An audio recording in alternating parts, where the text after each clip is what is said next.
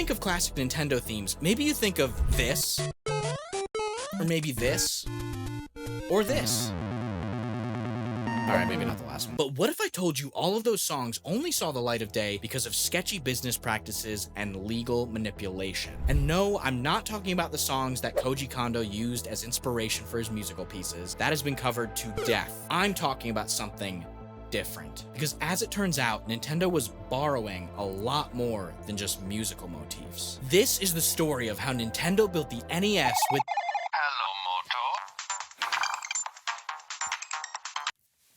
Hey, what's up, man? Dude, I just got my Switch too. Nice! I had to push a small child, but we got it.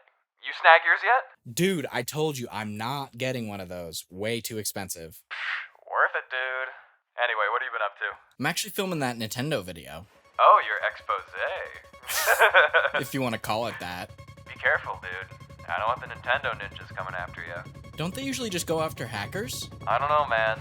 Honestly, they seem like they can be kinda sketchy. Dude, I know. That's why I want to make the video. Plus, man, it's all in good fun, you know? I love Nintendo, man.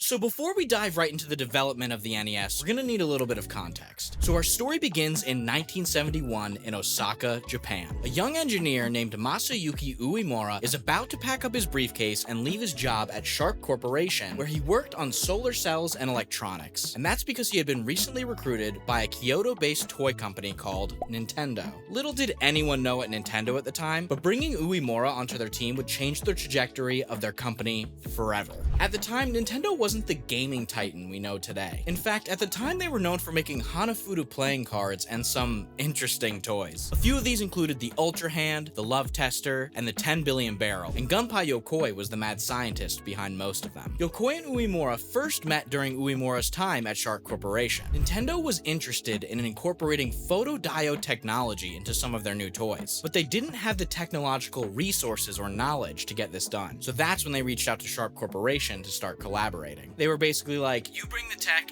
and we'll make it look pretty and marketable. Sharp saw Nintendo as a valuable business partner and wanted to find a way to strengthen the relationship. And that's when they decided to use Uemura as a metaphorical promise ring. When asked about this transition, Uemura stated, Sharp said, hey, this toy company wants to use our photodiodes and they need help understanding how they work. Can you go over there and show them? And that's how I started working at Nintendo. At the time, Uemura wasn't a lead engineer or any sort of higher up, so essentially trading him over to Nintendo was a great way to make the work between the two companies a lot more seamless. With the electronics expert now on their team, Sharp and Nintendo released their first set of products together in 1971, a series of light beam gun games. These games would prove to be a financial success, and Nintendo would double down on their electronics research and development team. And their next project was going to be even bigger and better and almost completely bankrupt the company. The laser clay shooting system was a large-scale arcade-style attraction. Instead of a small toy, this was a full-scale entertainment setup that was installed in abandoned bowling alleys all across Japan. I guess there was a huge bowling craze in Japan in the 60s, and a bunch of bowling alleys started popping up, and I guess once they started dying down, Nintendo saw opportunity to kind of set up shop. Players would use a rifle-shaped light gun to shoot projections of clay pigeons on a wide screen. Targets would move across the screen, and if players aimed correctly, the system would detect the hit using Sharp's photodiode technology. It was novel and far more advanced than most other amusement games at the time, and at first, it was a huge success. Nintendo saw this as the future of entertainment and started investing heavily to expand this all over Japan. The company started pouring a ton of money into production,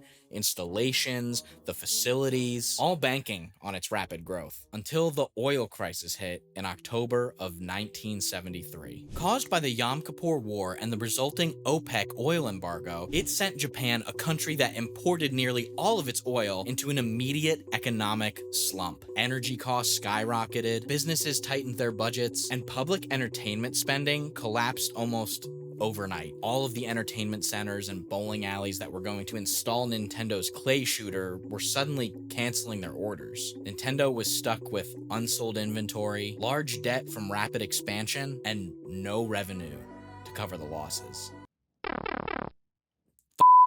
Poop.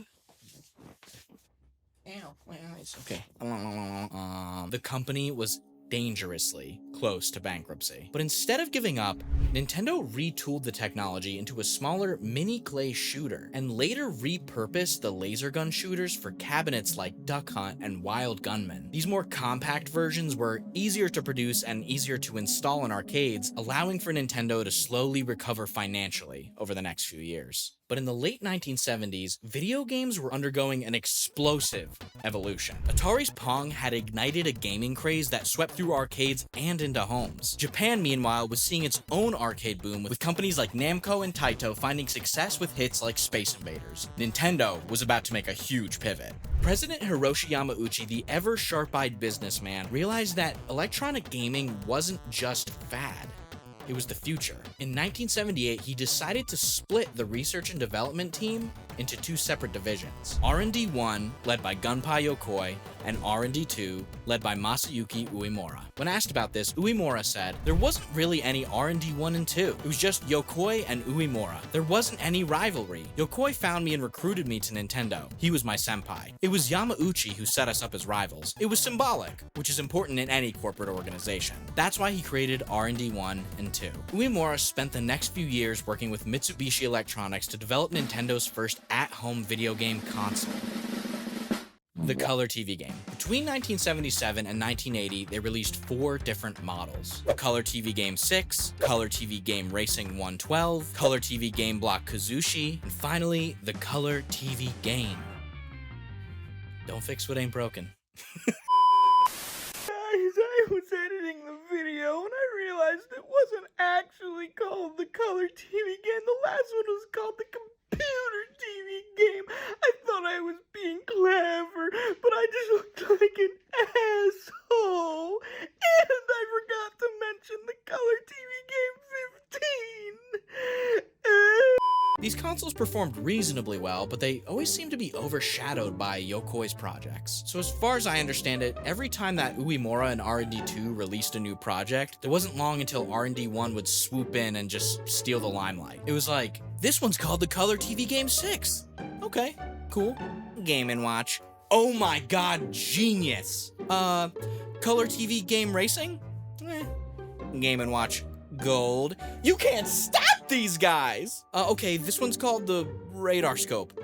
Send that one to the States. They might actually like that. They hate it. What can you give them? Donkey Kong.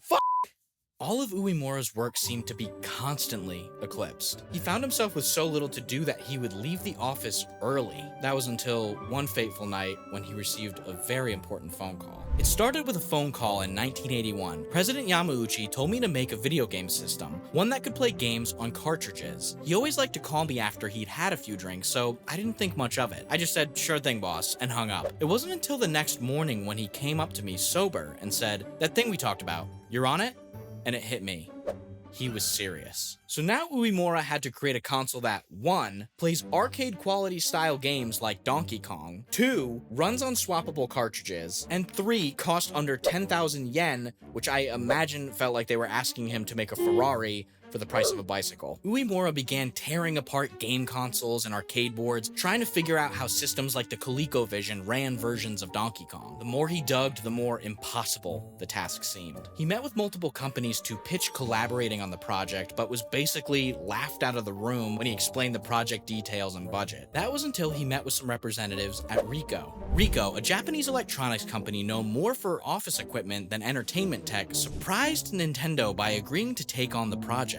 Their proposal split the core of the machine into 2 separate chips, the first of which was the PPU, or Picture Processing Unit. This chip was custom designed by Ricoh, and it handled the graphics. It rendered sprites, and it managed backgrounds, and generated the visuals gamers saw on screen. The second was the MOS 6502 CPU. This unit handles logic and audio. The 6502 was already a legend. It powered the Apple II, the Commodore 64, basically every good nerdy thing from the 80s, the 6502 had something to do with it. The MOS 6502 6502 honestly deserves its own video. I'm not much of a tech head, but based on some of the research I had been doing, it seems like the 6502 is an absolute cornerstone to modern computing, and the story behind its development is even more interesting. So great, Rico would create the PPU and license out the MOS 6502, and Uemura's team would design the system around that. But they still needed one last thing: a name. Yamauchi wanted the system to sound futuristic but friendly. It's said that Uemura's wife was the one who came up with the name of the console while the two of them were cooking dinner and talking about ideas for the name. The idea was to emphasize the fact that the console was for the whole family, not just the kids. The name they landed on?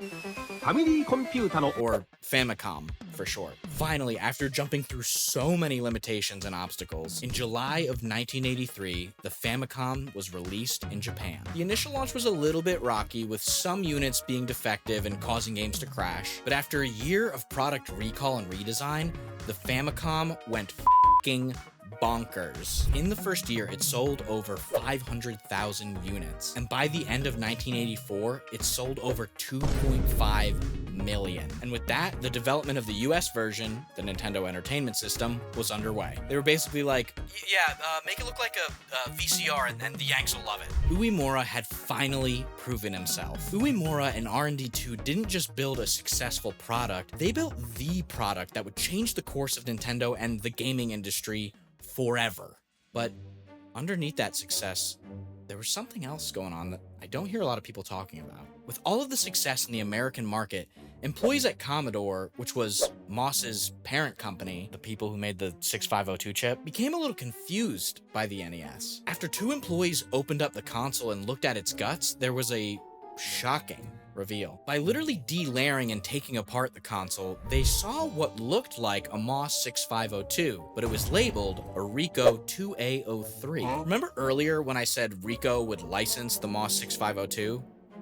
Yeah, turns out that literally did not happen at all. Upon further inspection, it became clear that the chip's architecture was identical to the 6502, but with one key difference. The 6502 circuitry was all there, but one part had been physically disabled: the decimal adjust logic. The chip would run exactly like a 6502, but any sort of instructions relying on the BCD function would act as if decimal mode was off. But why would they disable the part of the chip that calculates decimal points? I mean, they literally still have that portion of the chip in there, it's just disconnected. As it turns out, back in the early 80s, IP and copyright law surrounding computer chips was nothing like it is today. At the time, you couldn't copyright the design of your chips, you could only try to protect it through patents. So the 6502 chip was protected for what it did, but it wasn't actually protected for its layout and physical design. So you might be thinking, alright, but I mean, the two chips do the same things, right? The Rico chip just does one thing less. And you'd be absolutely correct, but it turns out that MOS made the BCD function a pretty sizable part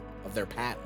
And this left a pretty big loophole for Nintendo and Rico to exploit. If MOS had somehow acquired legal rights over the chip's physical architecture, not just what it could do, but how it was made, they might have had the grounds to go after Rico and Nintendo after they rolled out the 2A03. But by disabling the decimal point system of the chip, in the eyes of the law, it rendered the 2A03 a completely different chip than the 6502. But most importantly, Nintendo never paid a penny to MOS or Commodore for the use of the 6502. By removing the BCD function, Nintendo had essentially legally cloned the 6502 free of charge. They were allowed to ship a well-known CPU with zero licensing fees, which allowed them to manufacture it for such a low cost. Some people think that Rico made a quiet licensing deal with a subcontractor of MOS, but I honestly wasn't able to find any evidence of that in my research for this video. If somebody can find that,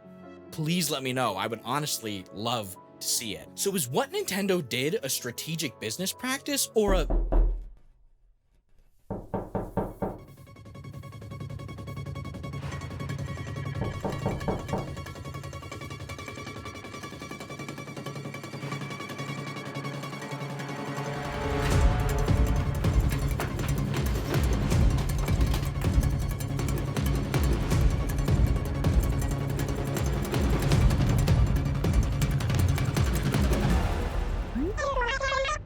Leave me alone.